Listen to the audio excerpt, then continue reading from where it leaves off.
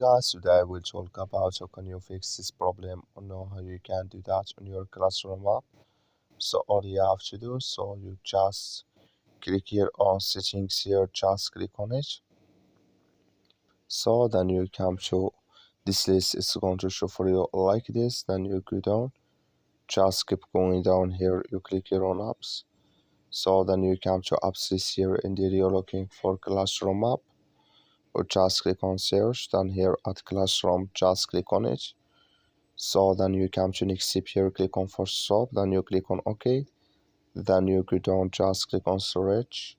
Come to storage list here, just click on clear cache.